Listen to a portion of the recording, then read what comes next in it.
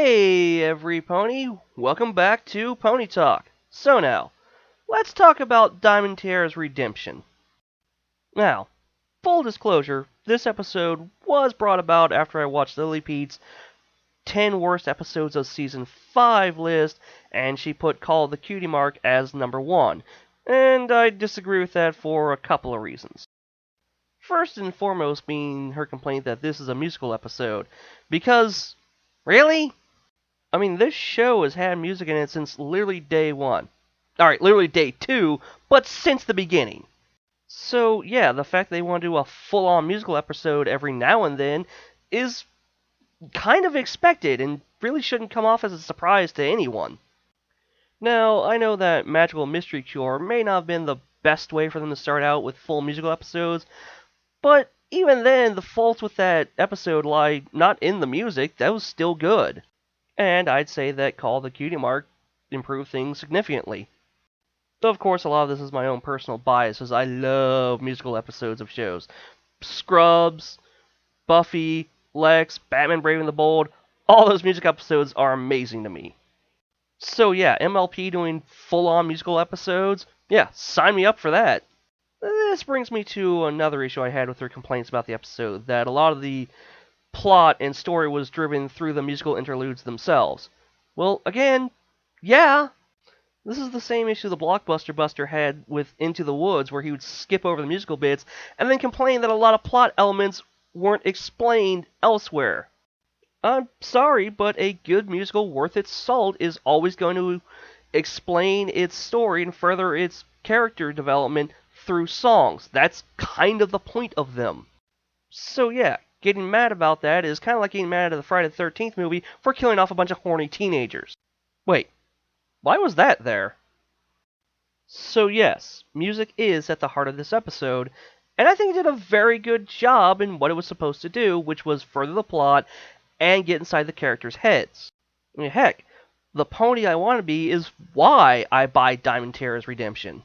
It's really a sad, melancholic, and at times heartbreaking song, showing how she wants to be better than what she is, but because of the influence of her, well, let's be honest, crazy mom, she really can't. There's been a standard put upon her of how she should act and what her stand in society should be, but she doesn't know if she really wants to follow it anymore.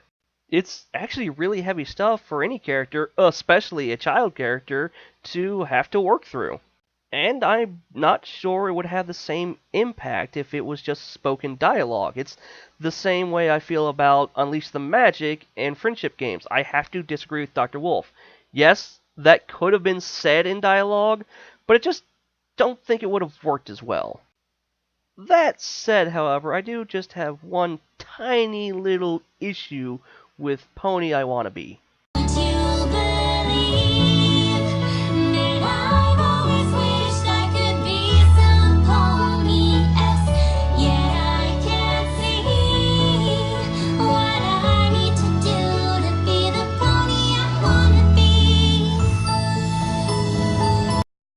Am I the one weirded out she's singing harmony with herself? Anybody else? No? Just me? So that's my feelings on the music. Let's go into the other issue Lily had with it, the redemption itself. And yes, it did kind of come off a little quick, like some of the other redemptions we've seen in the show. But that's only at first. That's only if you take it within the context of just this episode. If you look at it through the context of the entire series so far, you can kind of see where it's been building up. Well, maybe not going to her redemption, but at least to some breaking point. Again, we now know that Diamond Tiara's mom was the one putting pressure on her to be successful, to be better than every pony else, which in turn led her to take out whatever aggression she may have had against her mom on the CMC for being blank flanks. Because of the worldview that she's had shoved in her face, they don't have their cutie marks yet, therefore they are beneath her, and therefore they should act accordingly, and they should not be able to, well, win. And yet, through many times, we've seen them triumph over her again and again, and, in her point of view, humiliate her. So, losing the election for Pony Class President really was the last straw. It's also, I believe, the point where she could have gone full-on supervillain or go to the redemption we see later in the episode. I think the crucial turning point was this moment. What? One vote! Silver Spoon! You didn't vote for me? No, I didn't. But you're my best friend! Am I? Because I tried to help by mentioning your surprise statue, and suddenly I wasn't even allowed to speak. You could have actually won this election if you just listened to me. You want to know how? Sorry, I'm not allowed to speak. What? I don't have to follow her drama anymore. Okay, I gotta admit, when that moment first happened, I was like, Damn! because let's be honest, she totally deserved that. But then when you think about it, this is suffering one of the biggest humiliating losses for her, and then when she goes to her only friends for support, she shuts her down. Rightfully so, but still, her one friend turned on her because of her own actions. Then, while trying to deal with all that, she runs into her mother and, well, this. Diamond Tiara! Why are you making that face? That is not the face of a winner. Because I didn't win. What? You mean I have to all these party supplies to celebrate nothing? Sorry, Mother. It's bad enough you lost to that transplant from Trottingham. But imagine if you lost to one of those blank flakes. As a rich pony, you must always think of your social standing. That starts here in Ponyville and reaches all over Equestria. Don't ever forget that, Diamond Tiara. Ever! So not only did she get humiliated in front of the entire class, her best friend turned her back on her, now her terrible mother is just compounding matters and making them worse by saying, "You're a failure." And I do have to admit, while the terrible mother trope is overused and a little cliched, remember, some cliches are used for a reason. It does work and is very effective here. Especially since this is the first time we've actually seen her mother. I know some of the complaints I've seen around is that we should have seen her mother before, got some hints that this was her life was like, then maybe we can understand. But actually, when I thought about it, it works better this way. Because we, as the audience, are getting this revelation along with the CMC. So now we have the same understanding they do of Diamond Tiara.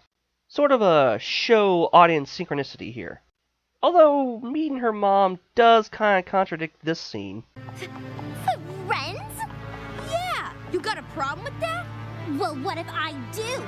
What are you gonna do about it? Tell your mothers about your bad attitudes.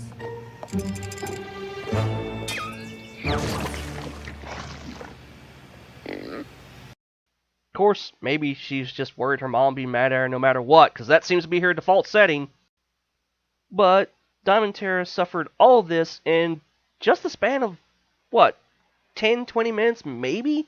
Maybe half an hour at the most, but it really seemed to happen one after another. But then who shows up to lend her a compassionate hoof and a shoulder to cry on? The CMC. The three fillies that she has been relentlessly bullying for however long it's been in the show, because her mother said so. This shows her not only the compassion that she is sorely lacking at home, but also that any pony can forgive any pony else, even if they've done nothing but treat them badly. This is, as they say, where her heart grew 3 sizes that day. And while she almost defaulted to her mean girl setting in her race to the school, I believe it was the CMC's words that really got to her, and why, by the time she got there, this played out. Come, Diamond Tiara. No, Mother! Excuse me? You've spent your life acting like a high horse and raised me to follow in your hoofprints. At first, I thought this was fine, but then I finally realized I wanted something you don't have. Friends! That's enough, Diamond Tiara. Step away from those blank flanks. These are the Cutie Mark Crusaders. They are my friends. You need to stop calling them such mean and hurtful names. They are working harder to get their cutie marks than any pony I've ever seen.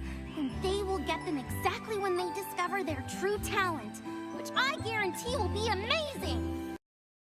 It really showed she took their words to heart and does in fact want to be better than what she's told she can be. She wants to be more. She wants to be, well, happy. Although, I gotta admit, I was really waiting for one of the CMC to say, "We are," when she called them her friends. And I do genuinely believe that's how she views them now. They are not her rivals, they are not beneath her, they are her equals, her peers, her friends. And now that she has more than just one, she might be able to open up more to other ponies and build a really big close circle of friends. And show that yes, her cutie mark does let her lead, but now through compassion instead of cruelty. Honestly, I think in a few years she could make a really good future mayor for Ponyville. It's a concept I'd kind of like to see explored somewhere. But in the meantime, I'll just take seeing how her new friendship with the CMC develops throughout Season 6. What about you guys? Do you want to see where they go from here? Do you like this change? Did you think she's redeemed herself? Let me know in the comments below.